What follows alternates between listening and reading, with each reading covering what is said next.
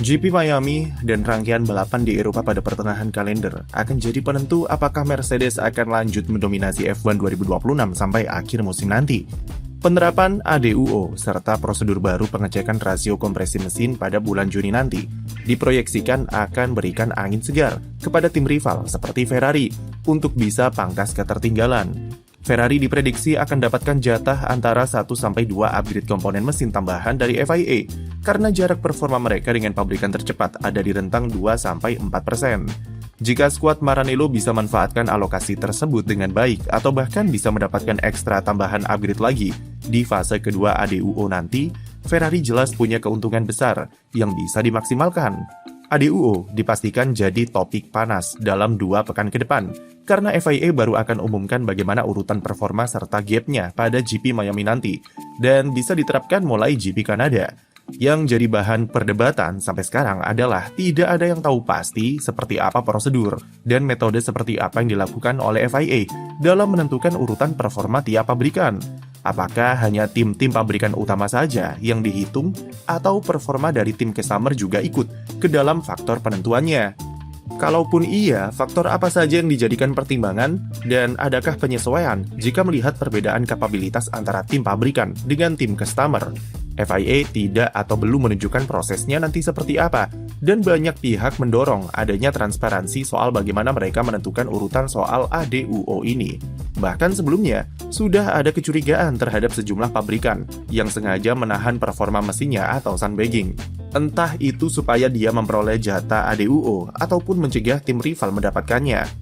Dari video-video sebelumnya, dan berdasarkan rumor yang beredar di media luar, Mercedes diproyeksikan tetap menjadi patokan sebagai pabrikan dengan mesin terkencang saat ini, dan disusul tipis oleh Red Bull di belakangnya.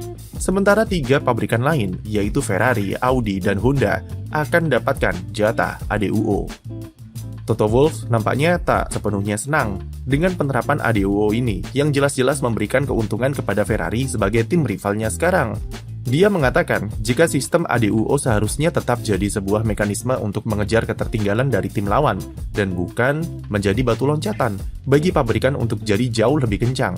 Ia terus terang akan merasa kecewa jika mekanisme ADUO malah menjadi alat yang bisa berikan intervensi terhadap peta persaingan, terutama di papan atas saat ini. Cukup wajar jika Toto Wolff khawatir dengan potensi Ferrari yang mendapatkan tambahan upgrade. Karena meski kondisi mesin mereka yang tertinggal dalam 3 ronde pembuka, tapi SF26 sejauh ini jadi mobil yang cukup merepotkan bagi Mercedes dan masih bisa berikan perlawanan di sirkuit.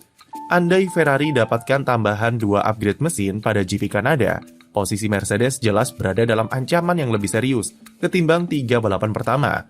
Namun tujuan ADUO memang seperti ini, yaitu FIA tak ingin adanya dominasi seperti Mercedes pada awal-awal era hybrid terulang kembali, dan harus diakui juga kalau ada permainan strategi untuk memanfaatkan mekanismenya.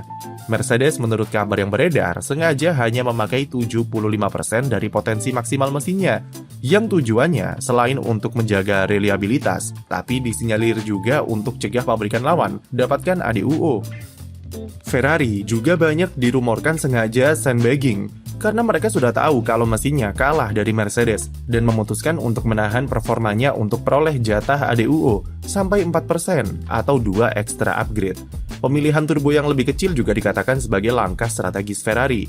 Turbo kecil bisa membantu fase start mereka jadi lebih gacor demi keuntungan di lap-lap pembuka. Ferrari paham betul bahwa resiko dari turbo kecil akan membuat mereka tertinggal secara power output dari Mercedes, dan strateginya adalah memanfaatkan ADUO untuk mengejar ketertinggalan tersebut di pertengahan musim. Inilah kenapa FIA memilih merahasiakan metode atau mekanisme penentuan urutan gap performa setiap pabrikan.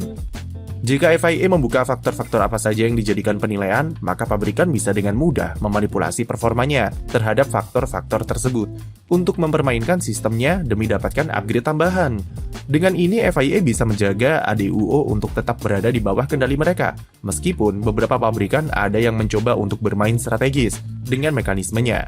Seberapa besar atau intens upgrade yang bisa dipasang oleh tim dalam satu periode atau satu jatah ADUO, sampai sekarang juga belum diketahui secara detail dari FIA.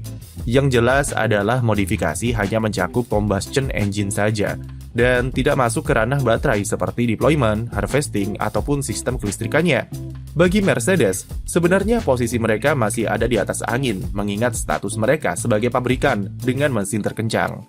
Namun, permainan-permainan politik di balik layar sejauh ini memang punya tujuan terselubung untuk menjegal dominasinya di sirkuit, di mana mereka sudah sapu bersih 3 kemenangan pertama di musim 2026. Keahlian Toto Wolff dalam lobby politiknya kembali diuji, terutama dalam melawan manuver-manuver Ferrari yang cukup agresif dalam setahun terakhir. Setidaknya sudah ada 2 hal yang bisa dimenangkan Mercedes dalam pergelutan politiknya melawan skuad Frederick Vasseur musim ini. Pertama adalah mereka berhasil membuat FIA memodifikasi prosedur start yang memang menjadi keunggulan Ferrari sejak pramusim, dengan membuat waktu delay lebih lama untuk mengizinkan pembalap menyiapkan turbonya. Pada modifikasi regulasi 2026 terbaru, FIA bahkan menambahkan sistem deteksi low power untuk membantu pembalap dapatkan akselerasi minimal jika dia alami trouble saat start. Padahal sebelumnya Ferrari berhasil buat FIA tolak usulan perubahan prosedur start yang sempat mereka usulkan setahun yang lalu, namun tidak digubris oleh mayoritas tim lain. Lalu kedua adalah soal modifikasi regulasi 2026. Mercedes setidaknya bisa cegah pengurangan deployment baterai yang terlalu besar dan tetap menjaga rasio power mesin di kisaran 50-50. Keunggulan Mercedes di aspek manajemen baterai bisa tetap terjaga dan mereka tidak perlu merombak terlalu banyak optimalisasi software yang jadi kekuatan utamanya sejauh ini.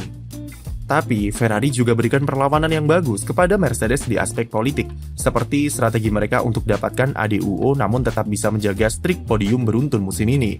Terbaru, Ferrari bisa mendorong FIA untuk melarang trik MGUK dari Mercedes serta Red Bull.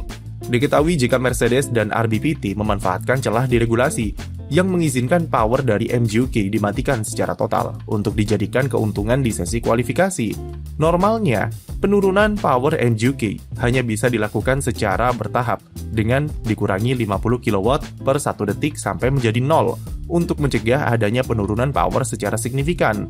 Power MGUK ini diperbolehkan untuk dipotong otomatis atau secara tiba-tiba dari 350 kW langsung jadi 0 jika terdapat masalah yang berkaitan dengan reliabilitas. Mercedes dan RBPT memanfaatkan cut power otomatis ini untuk bisa dapatkan power maksimalnya lebih lama daripada harus diturunkan secara bertahap, terutama di akhir sesi kualifikasi.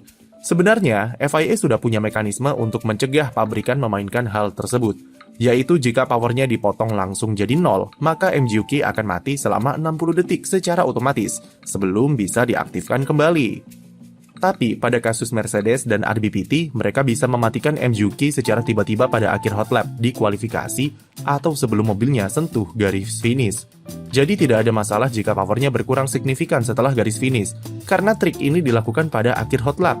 Meskipun diklaim keuntungannya yang didapat hanya sekitar 0,05 detik, namun di kualifikasi waktu sekecil itu bisa sangat berpengaruh.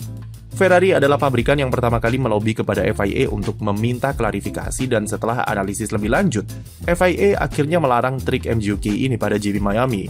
Selain soal keuntungan kualifikasi, trik ini juga memiliki efek negatif karena mobil akan jadi sangat lambat setelah hot lap selesai dan pembalap butuh waktu lama untuk bisa aktifkan MGUK-nya kembali. Mobil Alex Albon sempat mati di tikungan pertama Suzuka pada sesi latihan bebas, disinyalir karena trik ini, serta beberapa masalah pada Kimi Antonelli dan Max Verstappen yang hilang power di sektor pertama sampai kedua. Mercedes dan Red Bull sama-sama memakai trik ini pada GP Australia, namun di GP Shanghai dan Jepang keduanya memilih tidak menerapkannya karena potensi trouble yang besar. Jadi selain soal persaingan di dalam sirkuit, akal-akalan tim untuk lakukan manuver politik dan memaksimalkan setiap potensi performa di regulasi baru akan sangat menarik untuk disimak, terutama pada fase pertengahan musim setelah ADUO fase pertama diterapkan, dan seperti apa jurus-jurus yang akan dikeluarkan Toto Wolff untuk menjaga keunggulan Mercedes dari kejaran tim lawan. Sekian video dari kami, jangan lupa beri like dan subscribe untuk konten F1 lainnya.